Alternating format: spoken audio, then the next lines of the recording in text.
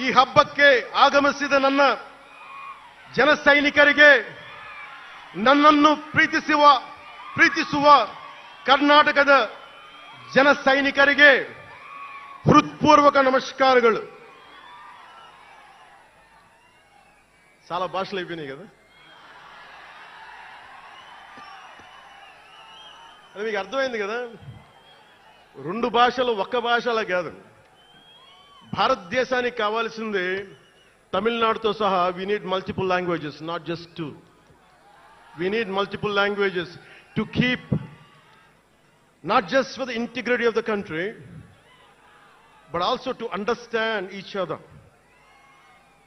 to share love with each other. అందుకనే బహుభాష భారతదేశానికి మంచిది. చెప్తామా? భారత్ మాతాకి జై. బోలో భారత్ మాతాకి.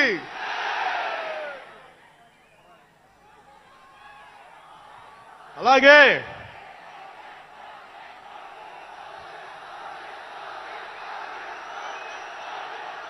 చేద్దాం. చాలా వస్తుంది. ఇందాక స్టేజ్ పైకి వచ్చేటప్పుడు కిందకి వెళ్ళాం. మళ్ళీ సభ ముందు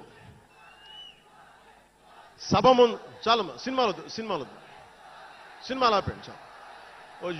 చాలు ఓజీ చాలు. అంటే మీ అందరికీ నేను సినిమాలు ఎందుకు వద్దని చెప్తానంటే, సినిమాలు తక్కువ చేయడం నా ఉద్దేశం కాదు. మీరు ఓజీ సినిమాకి వెళ్ళి జనసేన జిందాబాద్ అని ఎలా అనకూడదు, ఇక్కడికి వచ్చి సినిమా ఎందుకు అనకూడదంటే, ప్రాణాలు తెగించినారు ఇక్కడ వాళ్ళందరూ, ఇక్కడ జన సైనికులు.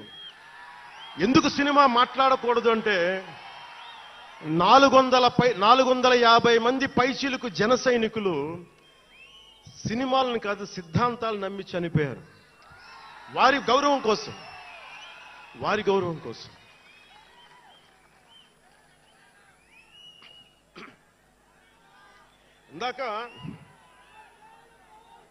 ఇందాక వద్దాం, అవి కూడా వినండి. మీరు వింటలేదని అర్థం. నా పేరు అరుస్తున్నారంటే మీరు నా మాట వింటలేదని. నా మాట వింటే 151 ఉన్న సీట్లు పార్టీ పోయింది. అందుకే నా మాట వినాలి. కూర్చోండి.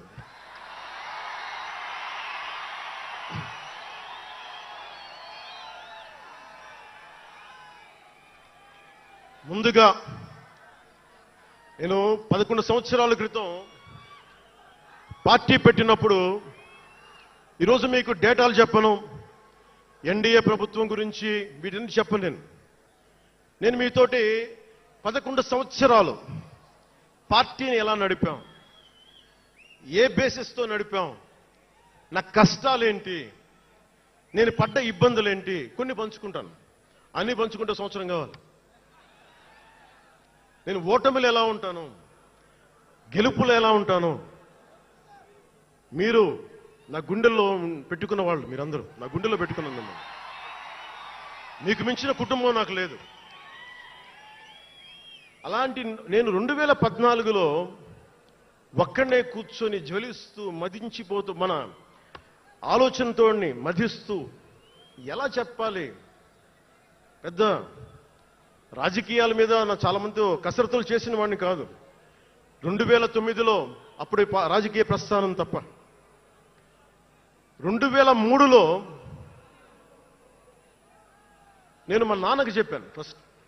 ఈరోజు మా నాన్నగారు లేరు, స్వర్గస్థులయ్యారు. మా నాన్నకి మా అమ్మకి 2003లో చెప్పారు, అమ్మ నేను ఒకరోజు పాలిటిక్స్కి వెళ్తాను. మా నాన్నకి నచ్చల మాట. శుభ్రమైన కెరీర్ పెట్టుకొని పిచ్చేంట్రా నీగానే. కానీ నేను చెప్పలేకపోయినా. ఆ రోజున నేను సినిమాలని దృష్టిలో పెట్టుకొని ఎదగలేదు, సమాజాన్ని దేశాన్ని దృష్టిలో పెట్టుకొని ఎదిగాను. సినిమా నాకు ఉపకరణం అయింది కానీ సినిమా నా జీవితం కాలం. చెప్పలేకపోయినా ఆ రోజున. నన్ను చాలామంది, మీరు అందరికీ నాకు గద్దరన్న ఎలా పరిచయం అనుకుంటున్నారు మీరు? రాజకీయాల ద్వారా కాదు. గద్దరన్న ఖుషీ సినిమా చూసి మా అన్నయ్య గారిని పట్టుకొని మా అన్నయ్య గారి దగ్గరికి వచ్చి, మా పెద్దన్నయ్య గారి దగ్గరికి వచ్చి, మీ తమ్ముడిని కలవాల్సిందే నేను. మా అన్నయ్య ఫోన్ చేశారు, అని నేను గద్దర్ గారు కలుస్తారంటాను. నాకు గద్దర్ గారు అంటే ఇష్టం చిన్నప్పటి నుంచి, మా నాగబాబు గారి దయ వల్ల. సరే కలిస్తే ఆయన ఎంత క్షుణ్ణంగా ఆయన పరిస్థితి చెప్పాడంటే, అరే నువ్వు దేశం కోసం సమాజం కోసం ఆలోచించేవాడివి, నీ ఏ మేరా జహా అనే పాటలో నువ్వు భరతమాతని సంఖ్యలలో బంధించి పెట్టావు కదా, నీ భావం నాకు అర్థమైందిరా అన్నాడు. నువ్వంటే నాకు ఇష్టం రా తమ్మి అని చెప్పి ఆ రోజు నుంచి మాకు స్నేహం, అది నాకు అన్నా తమ్ముడ బంధమైందని ఆయన చనిపోయేలోపు. అలాగే 2006లో నేను విపరీతంగా ఒక పిహెచ్డి కోసం ఒక స్కాలర్ ఎలా చదువుతాడో పుస్తకాల మధ్యలో సినిమాలు చేశాను. అందుకే నా సినిమాలు మీకు నచ్చి ఉండకపోవచ్చు ఆ రోజున. కానీ నా జ్వలనాన్ని ఎక్కడో ఢిల్లీలో కూర్చొని ఒక్కళ్ళు, ఢిల్లీ యూనివర్సిటీలో పనిచేసే ఒక ప్రొఫెసర్, ప్రకాశం జిల్లాకు చెందిన వ్యక్తి, నాకు తెలియదు ఆయన ప్రకాశం జిల్లా వ్యక్తి. నా రోజున ఆయన వచ్చి మిమ్మల్ని కలవాలని చెప్పి ఒక నెల రోజులు నా వెంట పడితే ఆయన కలిశారు. ఆయన వచ్చి నన్ను ఒకే ఒక మాట అడిగారు 2006లో, మీరు రాజకీయాల్లోకి వస్తారా? బహుజన సిద్ధాంతం మేము ముందుకెళ్తాం, చాలామంది అడిగి నన్ను పంపించారు, మీరు సంసిద్ధం అంటే నేను మాట్లాడతాను, నేను కదుపుతానంటే, ఆ రోజున నాకు ఇంకా మెచ్యూరిటీ లేదు. ఒక కుటుంబాన్ని నడపడానికే చాలా శ్రమ పడాలి, ఒక కుటుంబాన్ని ఏకతాటిపైన తీసుకురావాలంటే నేను కష్టపడాలి, ఒక సినిమా చేయాలంటే నేను ఇంత కష్టపడాలి, ఇన్ని కోట్ల మందికి సంబంధించిన జీవితాన్ని ఒక భావంతో కట్టిపడేయాలంటే నాకు ఇంకా అంత మెచ్యూరిటీ లేదు, మెచ్యూరిటీ వచ్చిన రోజున మీకు తెలియజేస్తానని చెప్పాను. ఆ వ్యక్తి అప్పటి నుంచి ఇప్పటిదాకా అరుదుగా అప్పుడప్పుడు కలుస్తూ ఉంటాను. ఈ రోజున హైదరాబాద్ సెంట్రల్ యూనివర్సిటీ ప్రొఫెసర్, మీలో కొంతమందికి తెలిసి ఉండొచ్చు, ప్రొఫెసర్ శ్రీపతి రాముడు గారికి మనస్ఫూర్తిగా నా ధన్యవాదాలు తెలియజేస్తున్న, వారిని వేదికపైకి రమ్మని మనస్ఫూర్తిగా కోరుకుంటా ఉన్నాను. ఎందుకంటే మీరు ఓజీ ఓజీ అని అరుస్తూ ఉంటే, నన్ను సినిమాల కంటే కూడా సినిమాల్లో ప్రజలకి పనిచేసే మనిషిని చూశారు ఇలాంటి మేధావులందరూ, పోరాట యోధులందరూ. సో నాకు ఎప్పుడు కూడా ఆయన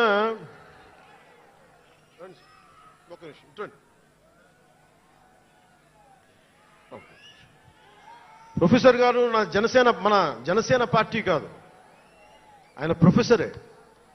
బహుజన సిద్ధాంతాల కోసం, అంబేద్కర్ ఆశయాల కోసం, అణగారిన వర్గాల కోసం నిలబడ్డ వ్యక్తి. ఆయన చాలామంది విద్యార్థుల్ని పిహెచ్డీలకి సిద్ధం చేసే వ్యక్తి. మన దగ్గరున్న బేతపూడి విజయ్ కుమార్ గారు కూడా ఆయన శిష్యుడే. ఇలాంటి శిష్యులు ఎంతమంది తయారు చేసి ఆయన జనసేన ఎప్పుడు నాకు అండగా ఉంటారు, ఓడిపోయినా నిలబడ్డా. ఎప్పుడైనా సరే నమ్మకం ఏంటంటే మీరు ఉండాలి, మీరు రాణించాలి నిరంతరం తప్పించే శ్రీపతి రాముడు గారికి నేను ఇవ్వగలిగేది ఒకటే, నా గుండెల నుంచి ప్రేమ ఇవ్వగలను.